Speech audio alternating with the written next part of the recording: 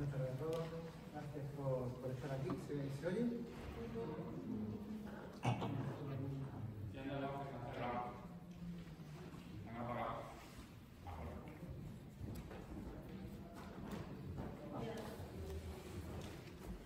Bien, cuando nos planteamos hablar de los ácidos grasos, pues claro, pensamos que lo primero es hablar sobre el manto, sobre la complicado, ¿no? O sea, sobre la piel. Lo primero que hay que decir sobre la piel es que es un órgano, ¿vale? Y es el órgano más grande, el más visible, por tanto el más expuesto y con frecuencia el más olvidado.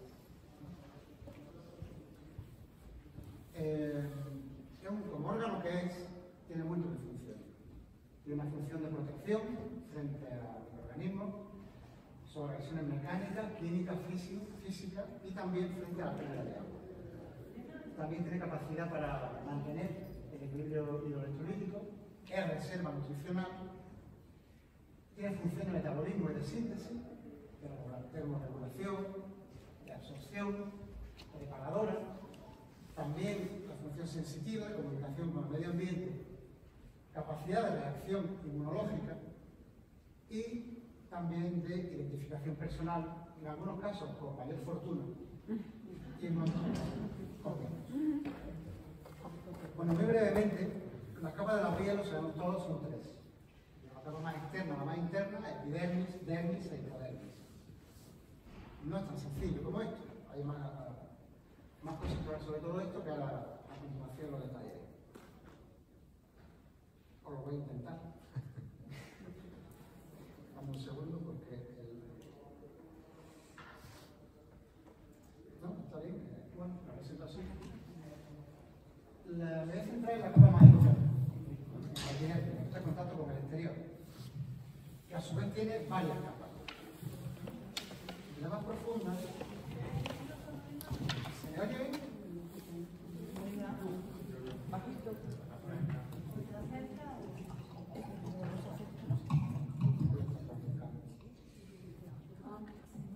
En la membrana basal, donde están las células de los queratinocitos, en continua reproducción,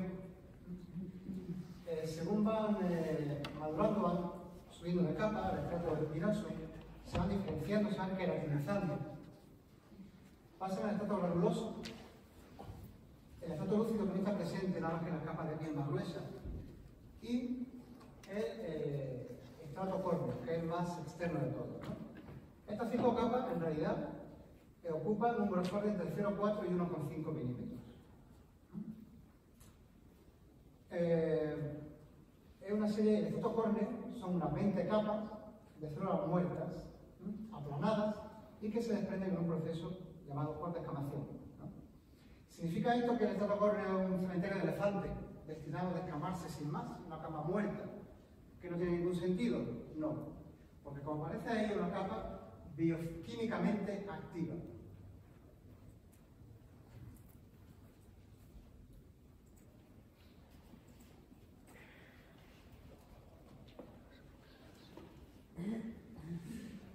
La epidermis, continuamos con ella, no tiene riego sanguíneo.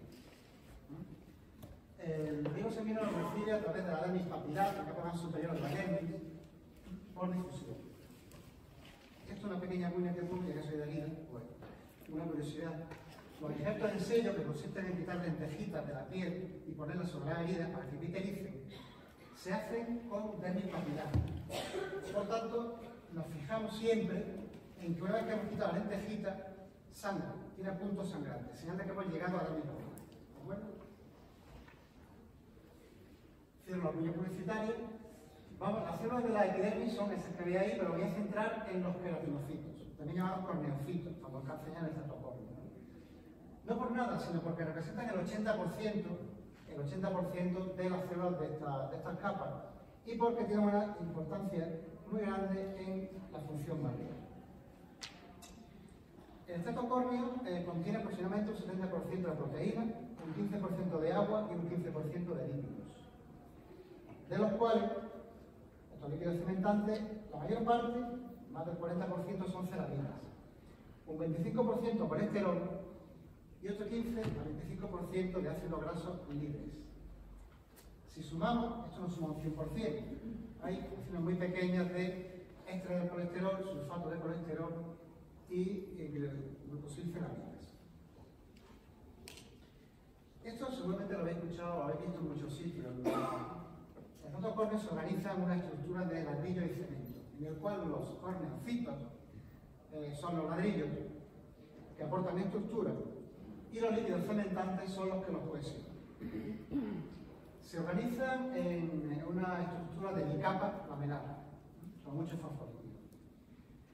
Basta decir, como introducción un poco ya, introduciendo lo que son los ácidos grasos, que el ácido linoleico, uno de ellos, se integra para formar la ceramida 1. Uno de los mayores componentes, como hemos visto, de la bicapa lipídica, la ceramida. Hay varias formas de organizarse, tienen los fosfolípidos varias formas de organizarse, bien como bicapa, que es la que tenemos en el fotocórneo, también como micelas, que lo veremos después, que es la organización que toman los tensioactivos, y los liposomas, de los que no voy a hablar, que tienen más interés en la industria farmacológica y compleja, ¿no?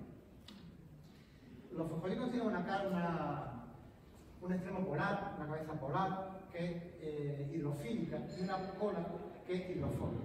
Por tanto, van a tender a agruparse cola con cola. ¿De acuerdo? Hay un poquito más, voy a ahondar un poquito más, que tiene su importancia. Se ha demostrado que esta bicapa no es tan simple como la imagen que vimos antes. Hay varias formas de organizarse. Puede haber, como veis ahí a la izquierda, una distribución de forma líquida cristalina, que es muy poco consistente y que retiene poca agua. Hay un estado intermedio, con una retícula hexagonal, que retiene un poquito más el agua, y una forma ortorrómbica, situada en la capa más profunda que con gran poder de retención de agua. Esto es importante, porque las dos capas superiores, que son la hexagonal y la líquido cristalina, son las más expuestas al lavado, a la limpieza. Si realizamos limpiezas muy agresivas, vamos a romperla y vamos a exponer la capa más profunda. Y una vez que actuemos sobre ella, vamos a limitar mucho la capacidad de retención de agua.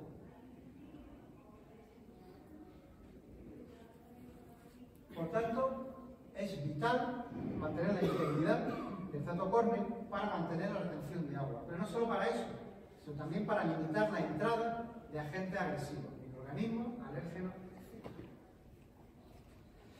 Un citocórneo y una capa lipídica alterados, como muy fácilmente se puede entender, es una puerta abierta para la penetración de cualquier agresión y también limita la resistencia al estrés mecánico. Aunque la integridad estructural, como he dicho, del fotocórneo depende de los corneocitos, hay otras propiedades como el transporte de agua, la función barrera y la capacidad para acomodar y relajar el estrés. Estas funciones están reguladas por los lípidos intercelulares, que también son precursores de prostaglandina, trombosano y leucotrieno, que participan en la regulación como de la homeostasis y la vasomotilidad. Bueno, mucho hablan de ácido graso, pero ¿qué es un ácido graso? Es una cadena de carbonos que puede estar totalmente o parcialmente saturada con un extremo carboxilo, COH. Pueden ser saturados, insaturados, monoinsaturados, poliinsaturados y varios grados de omega 9, omega 3, omega 6, ¿no? ¿Y esto qué significa? Un ácido graso saturado carece de doble enlace en ninguno de sus carbonos, ¿vale? Un insaturado va a tener al menos un doble enlace entre dos carbonos, ¿vale? El omega 6, omega 3, omega 9 nos indica en qué carbono está situado ese doble enlace. El carbono 6, carbono 9, carbono 3, ¿de acuerdo? Ahí tenéis la fórmula del ácido oleico, ¿no? Que es un doble enlace de un omega 9 cis, pero tiene la hidrógeno en el mismo plano. Es lo que acabo de decir, los saturados no tienen doble enlace, los monoinsaturados tienen un doble enlace solamente con el ácido oleico, y los poliinsaturados tienen varios dobles enlaces, tienen más de un doble enlace. Pero la barrera cutánea no solamente consiste en los lípidos intracelulares, hay un poquito más. Tenemos el manto hidrolipídico, que se forma por la unión del sebo, la secreción sudorípara, la glándula sudorípara, la perspirato insensible y el resto lipídico de células epidérmicas muertas. El factor hidratante natural, que son moléculas hidrosolubles capaces de captar agua y retenerla en los corpocitos. Y por último, como ya he dicho, la bicapa lipídica. Esto es la representación gráfica de lo que es el manto hidrolipídico, así de simple. ¿Vale? Y se sitúa, pero como estáis viendo en la imagen, en la superficie cutánea. El factor hidratante natural es el conjunto de moléculas hidrosolubles o hidrodispersables presentes en los espacios intercelulares del citoplasma y particularmente en la superficie libre de la piel, ¿vale? Resultante de diversos procesos fisiológicos que tienen lugar a nivel cutáneo, como la proteólisis de la filagrina y la degradación de los dermosomas. ¿Y esto qué es? La filagrina es una estructura proteica que le da consistencia, que compacta la queratina, ¿vale? Y los dermosomas son la unión de una estructura fundamentalmente proteica que unen los queratinocitos. Ahí lo estáis viendo. Esta es una representación como parecida a la que vimos antes. Las células inferiores están en la foto basal y tiene unos niveles muy bajos de calcio. El nervio espinoso tiene aún menos nivel de calcio. Sin embargo, este nivel sube de forma súbita en el estrato granular para volver a disminuir en el estrato córneo. Este gradiente de calcio produce que los gránulos de queratohialina se abran y libere la filagrina, que es la que, como he dicho, le va a dar consistencia, va a compactar la queratina de los queratinocitos y va a formar ese aplanamiento del estrato córneo. Pero es que hay una cosa más interesante, o igual de interesante, y es que los cuerpos verdes que estáis viendo arriba también se van a abrir. ¿Y qué son esos cuerpos verdes? Son los cuerpos de Oldbach, que se generan también en el interior de los queratinocitos y que están llenos de precursores de lípidos. Una vez abiertos, alcanzan la membrana del queratinocito y liberan todos esos lípidos, o precursores de lípidos, junto con enzimas hidrolíticas que los van a descomponer y van a formar la ceramida, colesterol y los ácidos grasos libres que tenemos en la capa lipídica cuando dije. Una breve palabra sobre la sequedad de la piel, ¿vale? Los ácidos grasos del estrato córneo no solo son necesarios para mantener las propiedades estéticas, la tensura, el brillo de la piel, sino que también, como acabo de decir, participan en los procesos críticos a nivel cutáneo: biosíntesis de lípidos, descamación y formación del factor hidratante natural. Por tanto, la piel más hidratada no es la que más agua contiene, sino la que mantiene intactos todos los lípidos de su capa interna para ejercer la función de barrera epidérmica correctamente. ¿Sigues tú, Pablo? Muchas gracias. Mientras hago el cambio de diapositivas, me permiten que nuevamente agradezca a Farmoliva la opción de estar aquí, a ustedes el hecho de estar aquí, y a Víctor, que no sé cuándo me tomó la fotografía posando en la piscina, no lo recordaba. Pero bueno, me haya sacado la presentación con mi seudónimo de George. Siempre es de agradecer. Vale, ¿qué voy a contar hoy? Básicamente, vamos a empezar por recordar un poco aquello del uso de los ácidos grasos en la prevención de las lesiones por presión. ¿Me disculpan?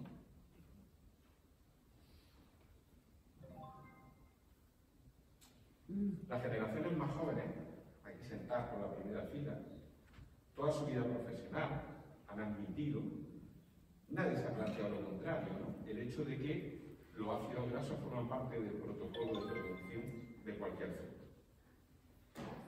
Los que ya tenemos unos pocos años más, no muchos, pero algunos más, sabemos que esto no fue así, sino que realmente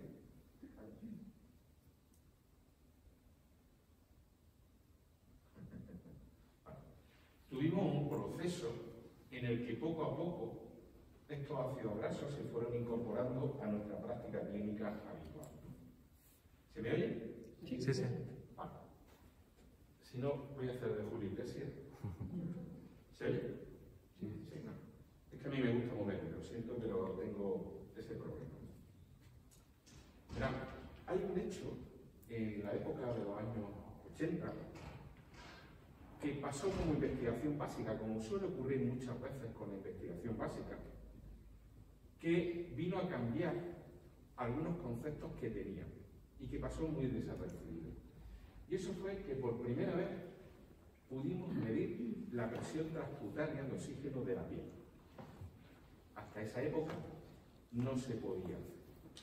Inmediatamente, con este artículo del American Journal of Surgery, que causó un impacto importante, se empezaron a hacer otros estudios sobre el efecto de poder medir la presión transcutánea de oxígeno, ¿no?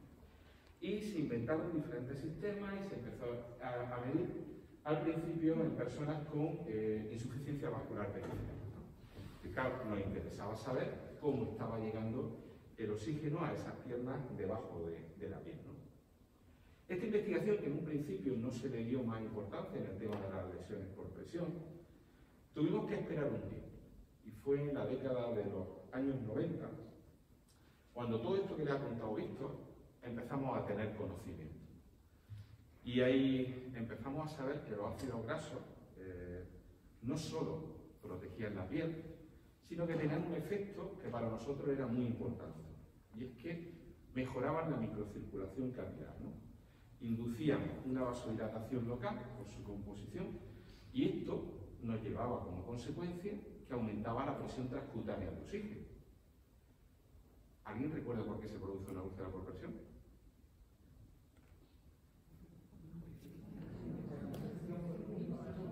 ¿Y qué provoca la presión continua? Una hipoxia tisular. Pues si tenemos un producto que nos mejora la hipoxia tisular, a lo mejor en esa fase en la que todavía, o incluso para prevenir, para aumentar la resistencia a los tejidos, ¿no? A partir de aquí aparecen los primeros ácidos grasos en el mercado. Aparecen los primeros y, claro, evidentemente, como todo producto nuevo que se quiere utilizar en la práctica clínica, lo primero que había que hacer era justificar su uso. Claro, en estos tiempos yo recuerdo que su uso era tremendamente marginal. Esto lo conocían unos pocos y no se aplicaba en práctica. Aparece un estudio realmente interesante en el que, más desde el punto de vista cosmético, se empieza a esto que os ha presentado Víctor hace unos cuantos minutos, ¿no? Es decir, a ver cómo los ácidos grasos intervienen en la ceramida, en la conversión de la ceramida 1, estamos hablando del año 96. Y justo un poquito después, en el año 97, aparece el primer estudio, el de Leclerc, en el que planteaba el uso tópico de ácido graso para la prevención de la úlcera por presión. Claro, esto supone un antes y un después, porque era un estudio en el que hasta ahora no había evidencia de que esto nos pudiera servir, ¿no? Y otro añito después, sobre todo este quizás sea el que más se conoce en Francia, el de Colin, ¿no? En el que se utilizaba ácido graso, en este caso hiperoxigenado, en el manejo y la prevención de las lesiones por presión. Aquí se abre una puerta nueva de trabajo. Fíjense, estamos hablando de finales del siglo pasado, ¿no? Bueno, algunos ya estábamos en la clínica y ya teníamos algunos tiros pegados, pero esta es la realidad. Y realmente hasta el principio de este siglo, hasta finales de la década del 90, no sabíamos esto. Y aquí empezamos a ver que vale, mejoran la microcirculación sanguínea, según nos dicen estos estudios, y por tanto disminuyen ese riesgo de isquemia, ese riesgo de que se produzca la lesión, ¿no? Pero es que además, y como ya ha comentado Víctor, tienen una capacidad de renovación de las células epidérmicas. Potenciaban esa cohesión celular de la epidermis, que es lo que nos ha contado, es decir, hace que se mantenga bien ese estrato hidrolipídico. Claro, esto es fundamental para aumentar la resistencia frente a las causas que provocan la enfermedad. Es decir, he hablado de los factores mecánicos. Evidentemente, hay una mayor resistencia a los factores mecánicos, que son los que van a provocar esa isquemia, ¿no? Evitando la deshidratación cutánea, protegiendo frente también a la fricción y regulando esa capacidad de la piel para resistir. Con estos criterios, apareciendo productos en el mercado, aquellos que en algún momento teníamos capacidad de tomar algunas decisiones, dijimos, bueno, se pueden utilizar y, bueno, disminuyen el efecto de los radicales, ¿no? Y durante el año 2000 se realiza este estudio de Esther Gallar y Carmen Fuertealsaz, ¿no?, en el que por primera vez hacen en España un estudio experimental para comprobar la efectividad de los ácidos grasos en la prevención de las úlceras por presión en pacientes. Un estudio que fue inicialmente criticado por el tamaño de muestra, por algunos sesgos metodológicos, ¿no? Y quizás el estudio más importante es el que desarrolla el doctor Torra, con su equipo en aquel momento, en el Consorcio Sanitario de Tarrasa, en el que hace un estudio cegado, doble ciego, con todo el rigor metodológico, que por primera vez nos demuestra que los ácidos grasos son muy eficaces en la prevención de esta lesión. Hasta tal punto que estábamos hablando de que consiguen disminuir en un 50% en el grupo placebo, que era una aceite de almendras, versus el grupo control, que era ácido graso. Este estudio se replica por Joao Jubella, con su ayuda y Cristina, en Portugal, y vuelve a dar los mismos resultados, con lo cual nos da una evidencia potente para incorporarlo a la práctica clínica, ¿no? Poco a poco se va extendiendo su uso en todos los centros y por primera vez en la guía del SAR, en el año 2007, se recomienda de manera exhaustiva la utilización de los ácidos grasos para la prevención de las lesiones por presión. Esto no quiere decir que no se estuviera ya utilizando en determinados centros desde años antes, pero es la primera vez que se recomienda como práctica clínica reglada por una guía, ¿no? Algo que recoge inmediatamente después la guía del SERVASA, del Servicio Valenciano de Salud, en el año 2008.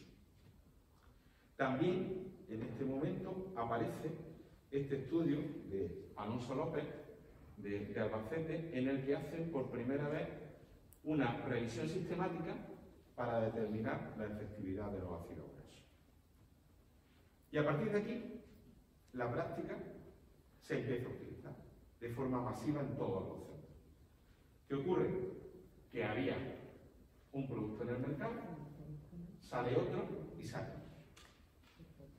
Y salen productos que tienen en principio, como ha comentado antes Víctor, una composición de ácido oleico, linoleico y linoleno, con una cantidad de N3, N6 o N9, pero con composiciones distintas.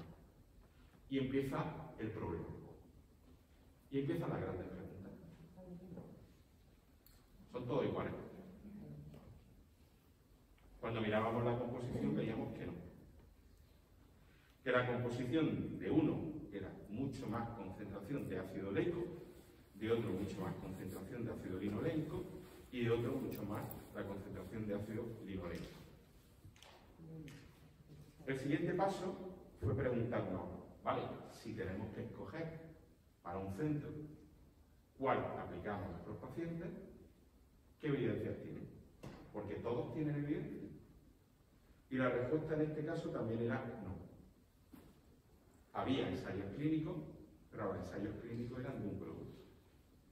Por tanto, ese producto se convertía en el gol estándar. ¿Vale? Claro, ¿cuál escojo o recomiendo? La primera idea, la que ocurrió en muchos centros, fue Pues ya está. ¿No? Si son iguales, pues más barato. Pero ¿qué resultados nos dio la práctica clínica? Que no eran iguales. Que en determinadas unidades donde se cambiaron los centros, la tasa de lesiones aumentaba. Y que en donde se habían tenido otros, parecía que la tasa mejoraba. Bien, ¿y cómo demuestro esto? Se hacen distintos estudios y en una decisión que a mí me plantean, me encuentro con este estudio realizado en Brasil del año 2004. Un estudio de experimentación animal de Cristina Ribeiro Barros Cardoso, en el que, bueno, por aquello de putear animales, ya saben ustedes,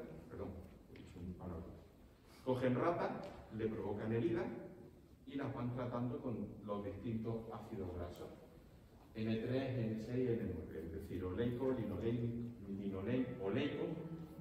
linoleico, ¿no? Y ven tiempo de evolución.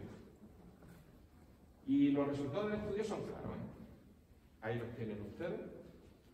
Aquellos que fueron tratados con N3, ¿vale? Ácido linoleico, su tiempo de curación a los 15 días todavía no había finalizado.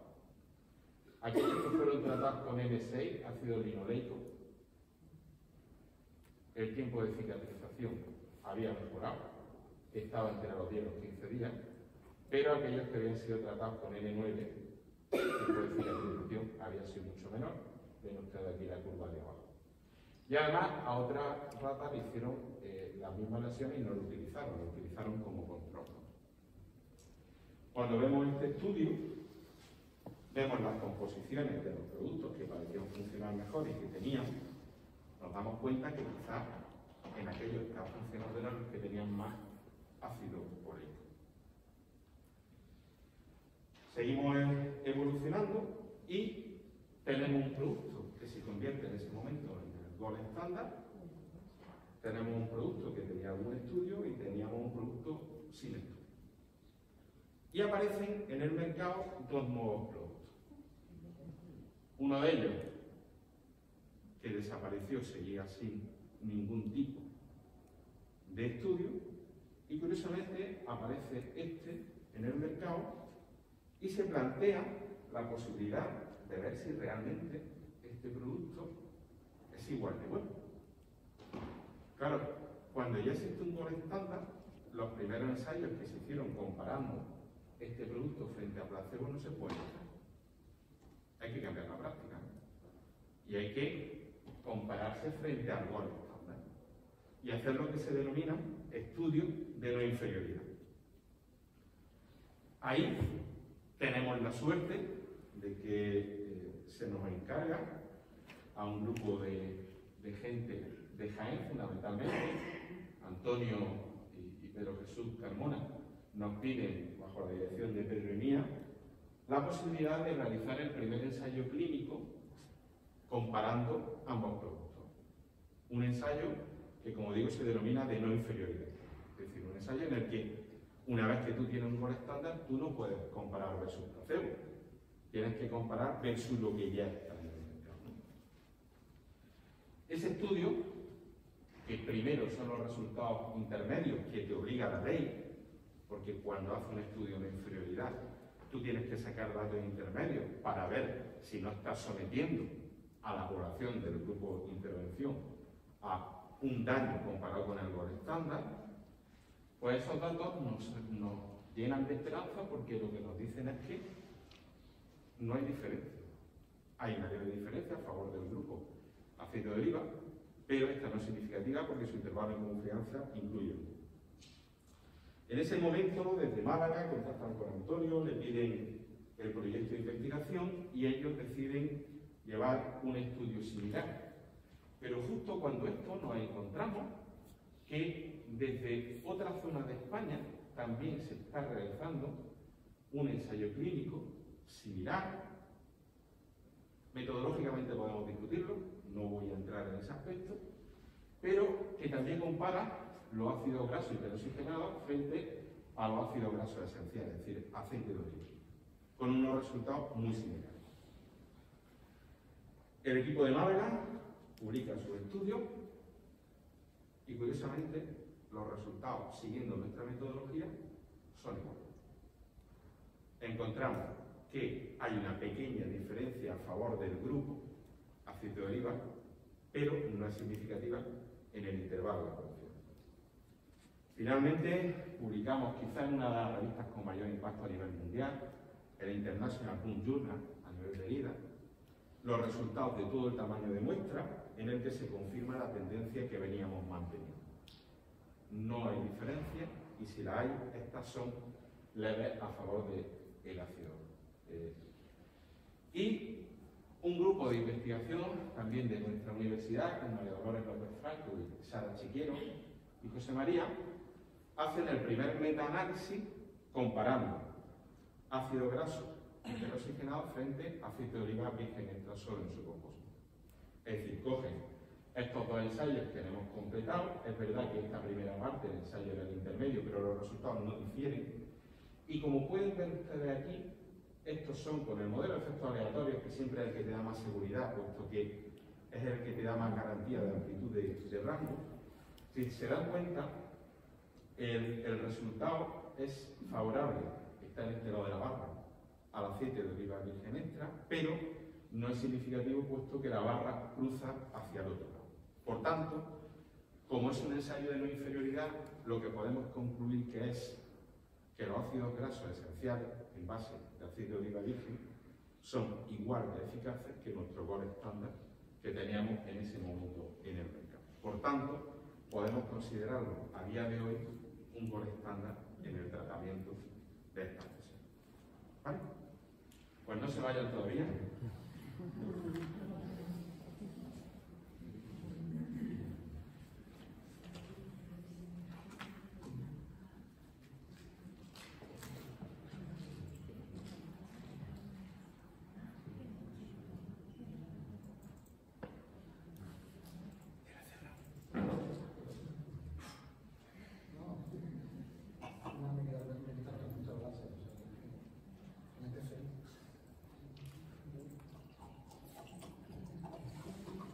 Bueno, pues para hablar de la aplicación tópica de ácido graso, lo primero que me gustaría preguntar es ¿quién pensáis que tiene una piel frágil? ¿El abuelito? Una piel frágil la tiene pues, la edad extrema, el abuelico y el neonato. La piel peristomal, la piel expuesta a radiación ultravioleta o al sol, la del pie diabético, el paciente con pie diabético, la del paciente, los miembros inferiores del paciente obeso, la del paciente con insuficiencia venosa crónica, la piel injertada, suturada, sometida a radioterapia, la del paciente con linfedema y la de los pacientes con lesiones relacionadas con la dependencia y las heridas crónicas. Por cierto, que se nos... ¿Conocéis el marco conceptual que lleva vigente de 2011? Que ya no son la UPP, ya son lesiones por presión que están dentro de las lesiones relacionadas con la dependencia. ¿Vale? Seguimos. La piel frágil se ha demostrado que tiene mayor sensibilidad al dolor y es más susceptible a la aparición de lesiones.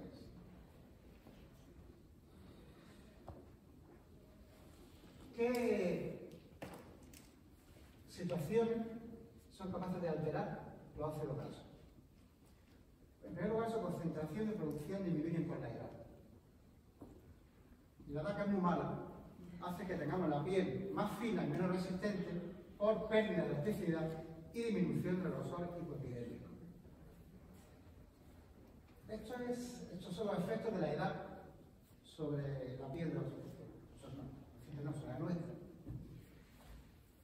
Hay un gran incremento de muchas cosas.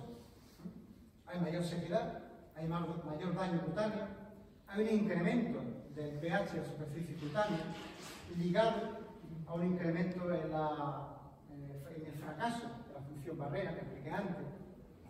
Y hay un descenso de la integridad de la piel, también un descenso de la producción de factores de carácter natural, una menor capacidad de retención de agua y unos niveles anormales de los lípidos intercelulares de los que también hablé antes.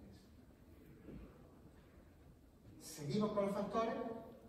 Una limpieza con jabón inapropiado también va a alterar la capa lipídica, el uso de agua caliente, un secado demasiado rápido o la exposición solar. Hay que tener una cosa muy clara antes de plantearse la aplicación de ácido graso. Y que cualquier enfoque destinado a minimizar la alteración de los lípidos, de la barrera cutánea, debe abordar la capacidad de extracción de ácido graso del estrato córneo, o sea, con la limpieza, para evitar el daño inducido por dicha limpieza y también la reposición de esos ácidos grasos que se van a perder. Tenemos aquí la diapositiva tuneada. Este es el marco conceptual de la etiología de las úlceras, de las lesiones por presión. ¿Vale? Hay multitud de factores que pueden desencadenar o contribuir a que sobrevenga una úlcera, una lesión por presión. ¿Vale? Los que están unidos por líneas continuas son los que tienen una relación directa. Y los que están más cerca de la úlcera, de la lesión por presión, son la inmovilidad, la hipoperfusión y el estado de la piel. Creo que es una buena razón para extremar los cuidados de la piel. Voy a lanzar aquí una serie de tips, ¿vale? Brevemente para que se entiendan bien, sobre diversos conceptos.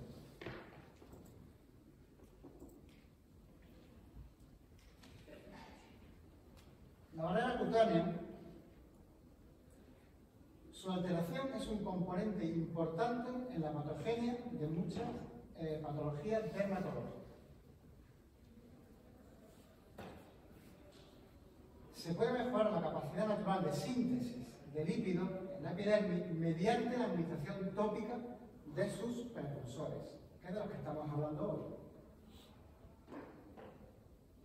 Y la deshidratación de los corneocitos puede provocar que se desprendan de la matriz lipídica y provoquen grietas y vías de penetración de los tensioactivos, de los jabones, en las capas más profundas, lo cual aumenta el daño que pueden hacer. Esto es muy relacionado con lo que voy a decir ahora mismo. El procedimiento normal, el proceso normal de descamación es capa a capa. En una piel normal, lo que es normal, con una capa de líquido íntegra y unos corneocitos en buen estado, la capa superior se desprende libremente hacia el exterior. En una epidermis, un estrato córneo sin lípido, o con lípidos alterados, los lípidos que están unidos covalentemente a la membrana de los corneocitos se unen uno a otro. Por tanto, se produce una unión anómala entre los corneocitos. Por tanto, cuando la capa exterior se descama, arrastra de la demás. Este es el origen de las costras, las escamas y de la grieta de la piel de los pacientes. Más tips. Los ácidos grasos son más susceptibles a la eliminación inducida por el tensioactivo que otros lípidos como los cerámicos. Tenedlo ahí en cuenta. Ciertos aceites naturales de origen vegetal, prensados en frío, como el aceite de oliva, tienen mayor capacidad antioxidante y de reparación de la barrera. El aceite de oliva virgen extra está compuesto en un 98% por triglicéridos, con un predominio muy grande del ácido oleico. Este aceite, su ácido graso, restaura la humedad de la piel y aporta elasticidad. Y tienen un alto poder antioxidante. Si se compara el aceite de oliva virgen extra con aceite de oliva refinado, o hiperoxigenado, sabemos que tienen los mismos componentes, pero menor cantidad de componentes menores, como la vitamina E, por ejemplo.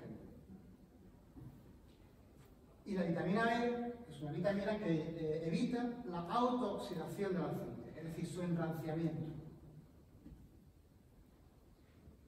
Ya que estamos con los antioxidantes, seguimos con ellos.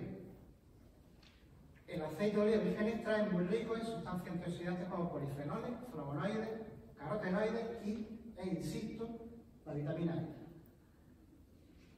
E. Y la hiperoxigenación de los ácidos grasos hiperoxigenados lleva a un aumento de los peróxidos y una disminución de los polifenoles, es decir, que favorece su enranciamiento o acelera su enranciamiento y disminuye su poder antioxidante.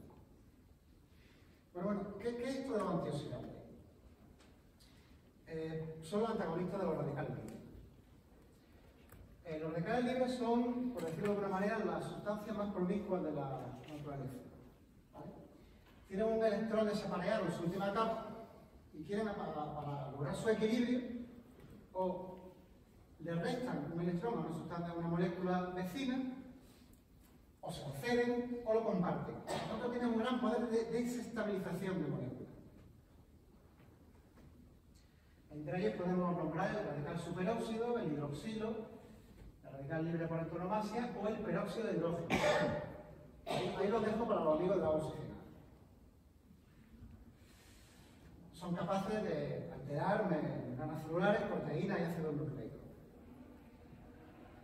Y esto se evita por los antioxidantes. ¿De acuerdo?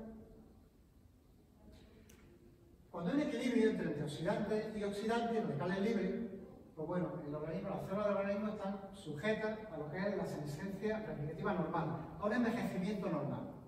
¿Vale?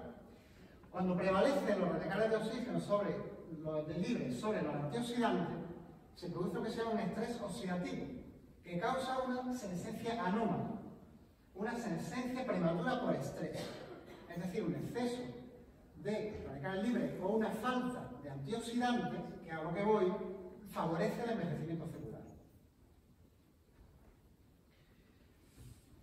Hablamos de los tensioactivos, que son los que nos van a eliminar los lípidos de superficie.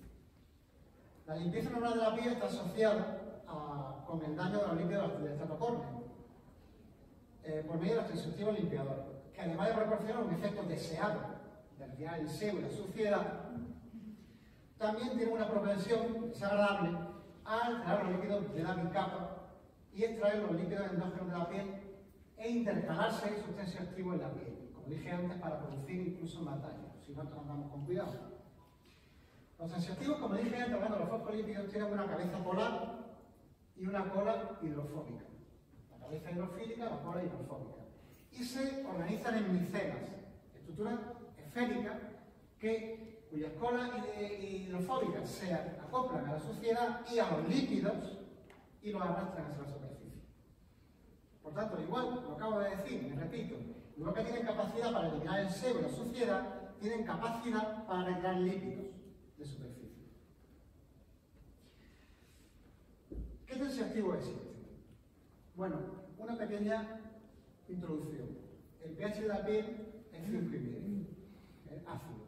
5,5. Por tanto, un jabón de pH neutro no es un jabón de pH 7, es un jabón de pH igual al pH de la piel. Tenemos los jabones, que son potentes, son espumantes, son económicos y tienen un pH entre 7 y 10. Por tanto, son irritantes, son marcadamente irritantes. Una pequeña cuña publicitaria del referente de herida. El pH de la herida de difícil cicatrización es alcalino, 7,15, 8,9 según los estudios. Y las heridas con un pH alcalino se asocian con menores tasas de curación. Lo digo para los amigos del jabón casero. Jabones marcadamente alcalinos, más con un pH que no está controlado. Tiene muy buena fama, pero que no debe usarse. Y luego tenemos los SINDET, los tensioactivos sin detergente. Hay varias clases. Tenemos un pH inferior, entre 5,5 y 7. Tenemos los aniónicos, que son potentes, espumantes, económicos, pero siguen siendo irritantes. Tenemos un pH todavía un poquito elevado. Y ahora se están usando mucho los anfóteros. No son ni aniónicos ni catiónicos, son anfóteros. Funcionan a veces como aniónicos, a veces como catiónicos. Son débiles, no son espumantes, son más caros y son suaves. Entre ellos tenemos la procamidopropilbetaína, el oliglucósido y el decilglucósido. Si no han cambiado las cojillas del hospital, tienen el abril glucósico. ¿Vale? Yo veo lo mío también. Son alérgenos, los tres. Los testamos en la consulta de inmunoalergia. Pero bueno, son los más suaves que tenemos. Resecan mucho. Resecan mucho y os podéis ver algunos casos con irritaciones y dermatitis. Sí. Bueno, tres ideas básicas también. El ácido graso extraíble por el surfactante, por el tensioactivo, es el eslabón más débil en la cadena lipídica, que el cetocromo. Las ceramidas son mucho más resistentes al colesterol, son mucho más resistentes a la extracción por los tensioactivos. Ahora bien, si eliminamos los ácidos grasos de la parte fluida de la bicapa, puede aumentar su rigidez y reducir la capacidad del estrato córneo para adaptarse y permitir los procesos normales de relajación y tensión. Por tanto, el mantenimiento de la estructura bicapa del estrato córneo requiere proporciones específicas de ceramida, de ácidos grasos y de colesterol. Si nos falta una pata del trípode, desestructuramos la barrera cutánea. Y pasamos ya, para terminar, con los cuidados de la piel. Bueno, esto es un recordatorio de lo que sabemos todos. La actuación de un paciente con una piel de riesgo, hay que identificar a cada paciente con piel de riesgo, valoración y revaloración de forma periódica cada vez que surja un cambio en la situación del paciente y establecer un plan de cuidado. Diagnóstico en ANDA, con sus intervenciones y sus resultados. Riesgo de deterioro de integridad cutánea, integridad tisular desde la piel en la mucosa y prevención de lesiones por presión. Y las medidas preventivas, también lo sabemos todos, teniendo en cuenta cuidado de la piel, manejo de la humedad, manejo de la presión y necesidades nutricionales. Valorar las necesidades nutricionales del paciente.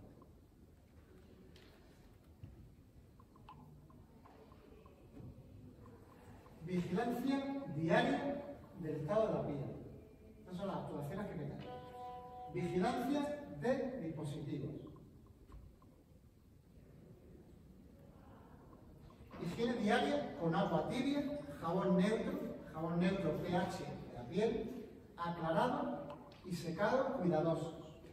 Nunca por fricción, por todo. Utilizar jabones con potencial irritativo bajo.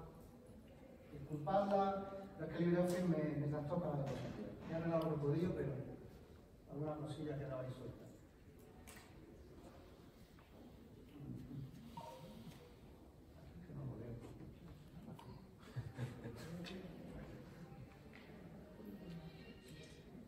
No utilizar productos alcohólicos. Mantener sábanas, empapadores y pañales secos y sin arrugas. Nada de doble pañal y en pacientes con incontinencia no dejarlo horas sin vigilancia. Aplicar ácido graso sobre la piel de riesgo y no realizar masajes sobre las prominencias óseas. Y por supuesto, no olvidar el uso de superficies especiales de manejo de presiones y los cambios posturales. En cuanto a la aplicación de ácido graso, hay que tener en cuenta varios factores. Aplicarlo 2 o 3 veces al día sobre la zona de riesgo. No aplicar sobre heridas, salvo, no son heridas, salvo lesiones de categoría 1. Aplicación superficial y homogénea. Evitaremos los excesos. Y no realizar masajes intensos sobre la piel. Para esto tenemos algunas formulaciones que vienen ya en formato spray y que evitan, se pueden aplicar sin aplicar, sin masajear la zona. Aplicar directamente sobre la piel en riesgo, limpia y seca hasta que se absorba. En las úlceras vasculares, en cada cura y en toda la extremidad, especialmente en aquellos pacientes que estén con terapia compresiva. En lesiones por presión, si el riesgo es muy elevado, se aplica en cada cambio postural o en cada cambio de pañal. Y si el riesgo es bajo, se aplicará el aceite 2 o 3 veces al día. Y por último, en pacientes con pie diabético, aplicar diariamente, después de la higiene y la inspección, evitando los espacios interdigitales. Y si se va a aplicar sobre bordes de la lesión, esperar a que se absorba y usar un apósito mayor que la superficie de aplicación, porque si no, como sabéis todos, no va a pegar. Y ya está, por mi parte.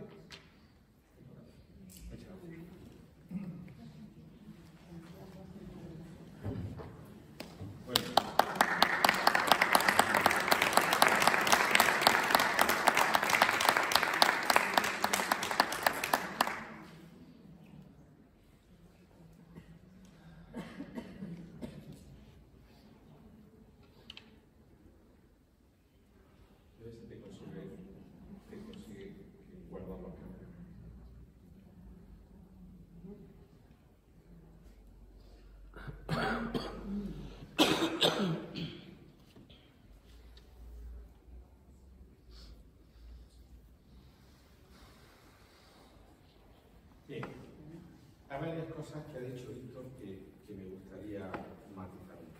Uno ha dicho que la edad, cumplir años es malo. Piensen siempre ustedes que la alternativa es peor. Sí. Algo que digo siempre a mis estudiantes de enfermería. Sí, siempre. Segundo, ha dicho que los jabones, es verdad, son alergénicos.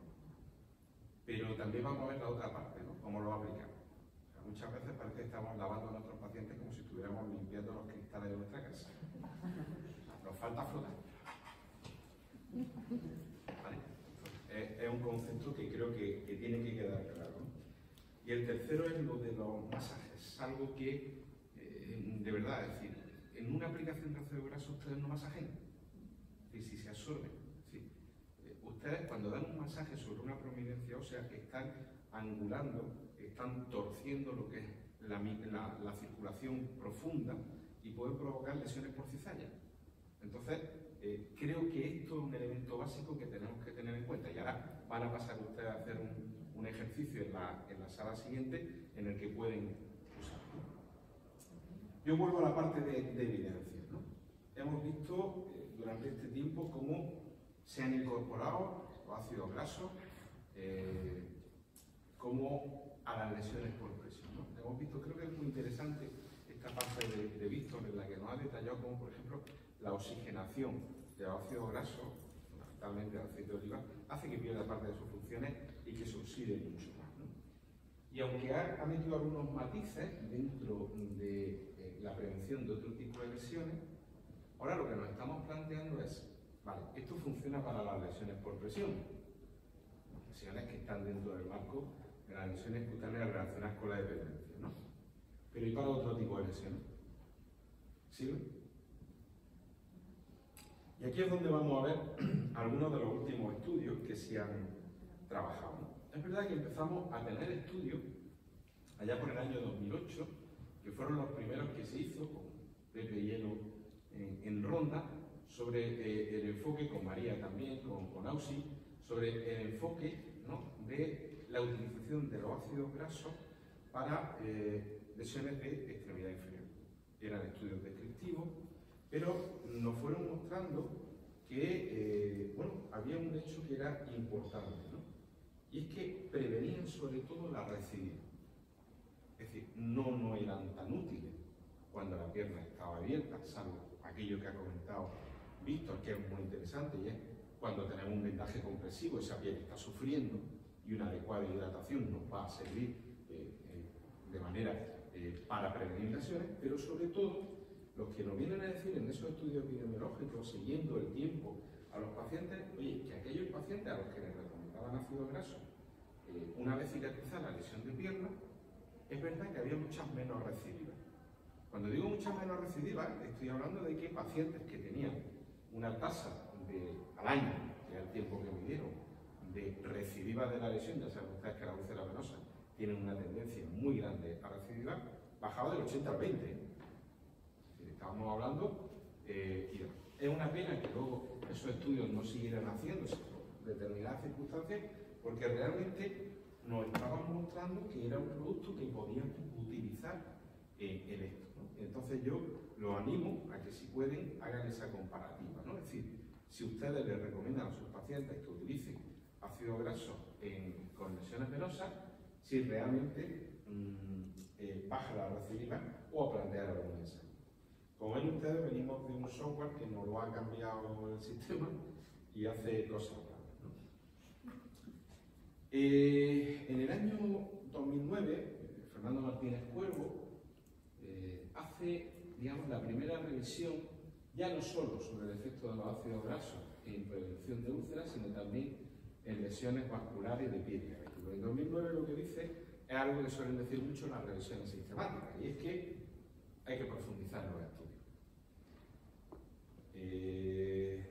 Vamos y avanzamos un poco más en el tiempo, y en el año 2011 ya hay una primera estudio sobre las lesiones vasculares. Yo aquí, cuando se hacen estudios de revisión, siempre tengo muy en cuenta de qué estamos hablando y qué tipo de estudio estamos incluyendo.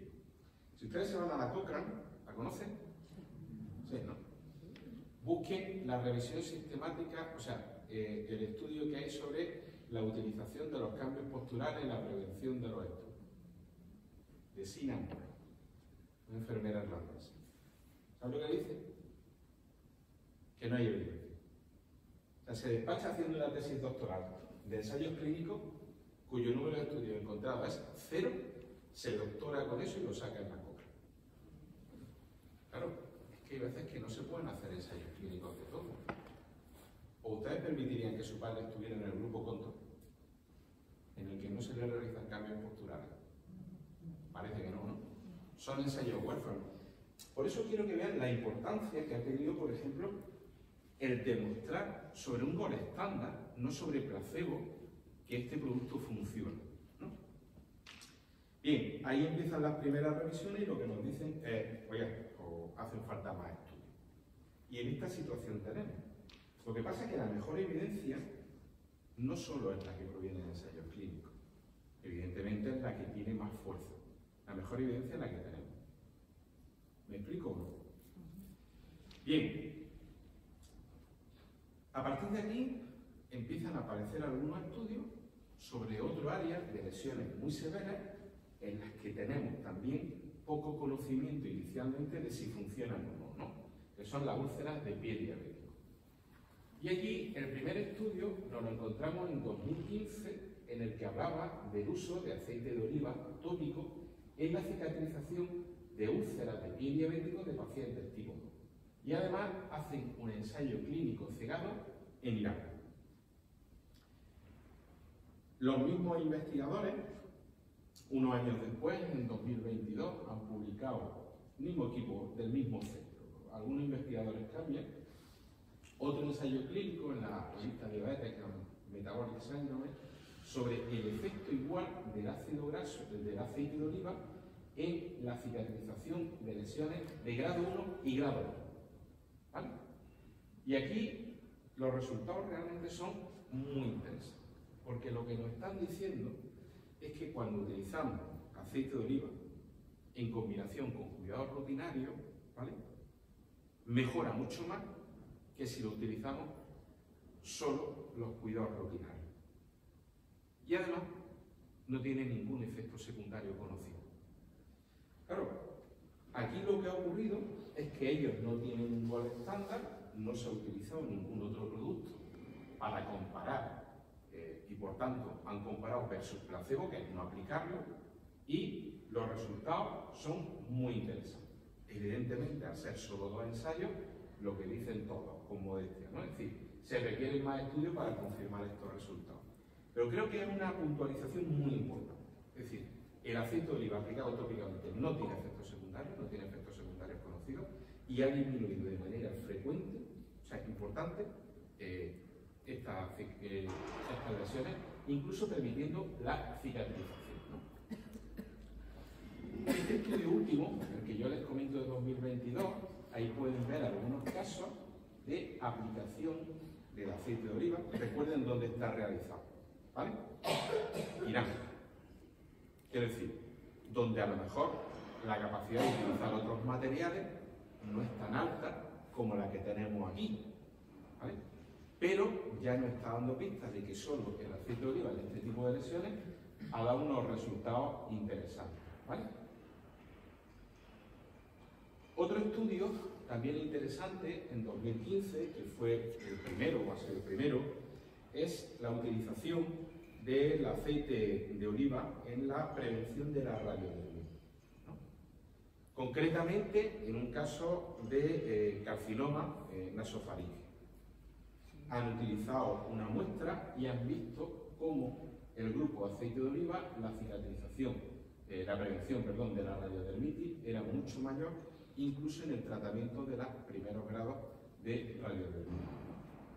De tal manera que la conclusión del artículo también me parece muy interesante, y es que si usamos profilácticamente aceite de oliva, disminuimos de manera significativa la dermatitis aguda en pacientes con carcinoma nasofaríngeo.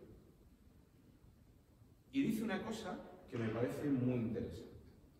Es decir, mire, esto abre una puerta que habrá que terminar con otras investigaciones, pero muy importante para utilizar o recomendar de manera sistemática, de manera profiláctica, el uso de aceite de oliva virgen en la prevención de la radiotermia.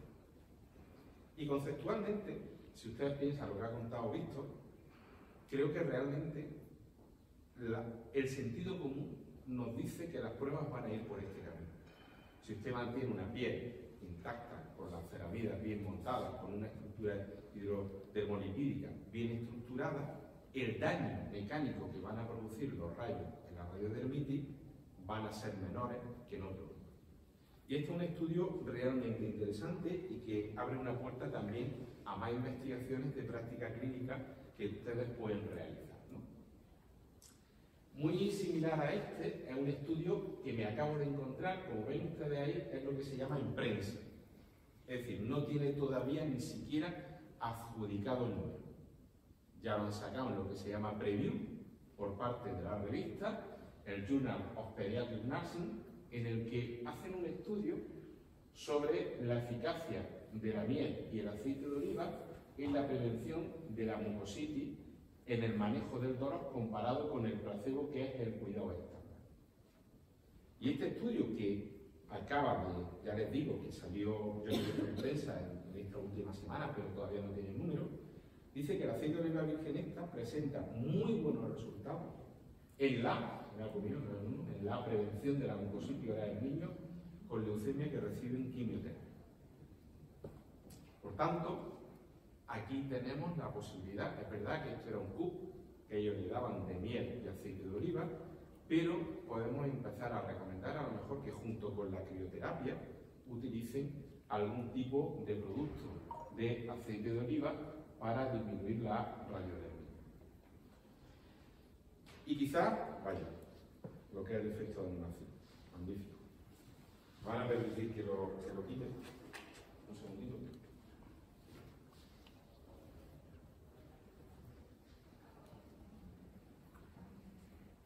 Voy a hacer una barbaridad.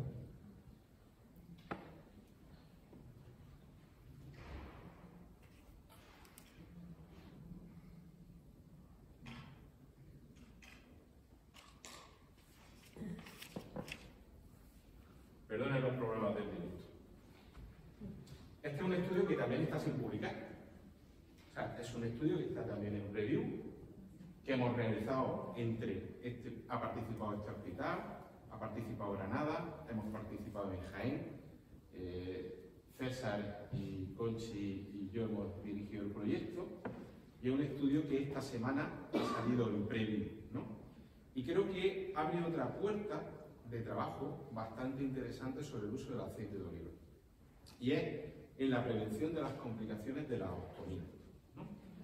En este caso es la aplicación de un gel de base de aceite de oliva virgen extra en la prevención de complicaciones de la ostomía.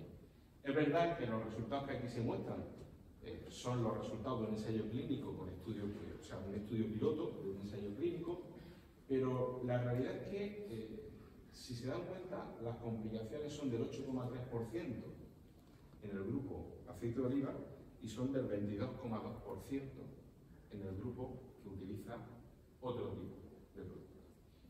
Con lo cual parece que es bastante prometedor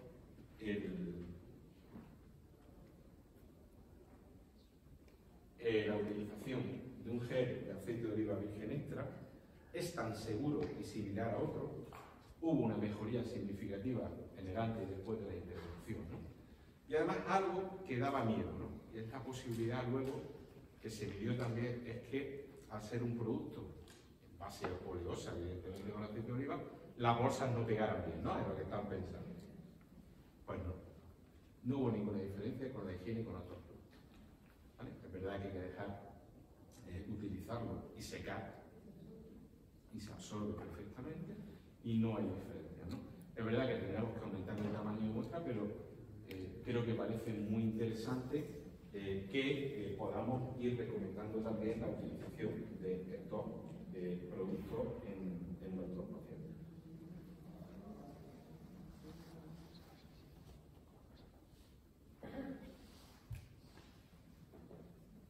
Bien, y con esto, no sé si le ha quedado claro, pero hago un resumen muy rápido, ¿no?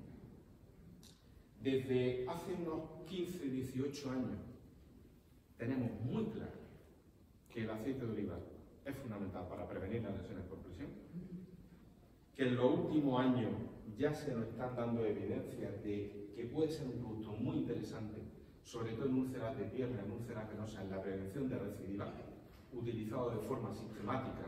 Es tan importante como caminar o tener una compresión, puede serlo. Que en tratamientos derivados de oncología puede ser una herramienta muy útil en radiodermitis y en mucositis, en la prevención de la misma.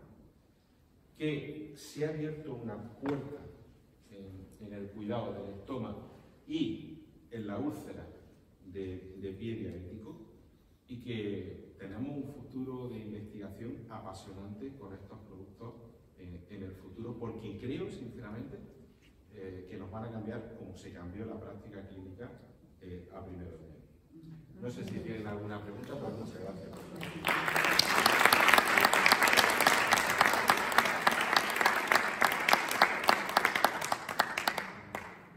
Eso era por si no sabían qué hacer, ¿no? ¿Alguna pregunta? ¿Ha quedado todo tan claro? ¿O tenéis ganas de ir? Ah, perfecto. Volvemos a la aceite de lavado, A ver, yo ahí sería cauto, ¿eh? Ahí sería cauto. Quiero decir, yo no sé si aquí sus cirujanos tienen... ¿Hay algún cirujano en la sala? No. Era por invitarlo. ¿Sí? ¿Hay un cirujano? ¿Sí? Ah, vale. Era por invitarlo a que nos dé la explicación. Yo no sé, pero, por ejemplo, en algunos centros tienen la costumbre de prescribir azúcar en la curación de heridas. No sé si el café con leche ya leche o lo echan después. A ver, no nos equivoquemos. O sea, en una herida, como dice un buen amigo mío, yo creo que se ha puesto, hay estudios publicados en determinados países de clara de huevo al punto de nieve. Vamos a ser serios. En una herida no se pueden poner productos alimentarios. Punto, es un delito. Lo recoge la ley del medicamento. Para poder poner un producto alimentario habría que hacer un ensayo clínico que demostrara su eficacia. Cuando hablamos de los apósitos de miel, ¿vale? No hablamos de la miel de la granja de mi santo. Eso no vamos a hacer publicidad. Estamos hablando de productos que tienen sello CE y que son utilizables. Cuando yo les digo a mis estudiantes utilizar aceite de oliva, vamos a hablar de utilizar aceite de oliva como producto que tiene sello CE, que por tanto es un producto sanitario y que tiene todo el rigor de fabricación. No podemos utilizar productos que son alimentarios. Entonces, que yo mi tío me da el aceite de oliva, yo no tengo oliva, le puedo pedir, pero que no es la recomendación, sino utilizar productos que han demostrado en su proceso de fabricación que pueden tener garantía de eso. ¿Más preguntas? ¿No?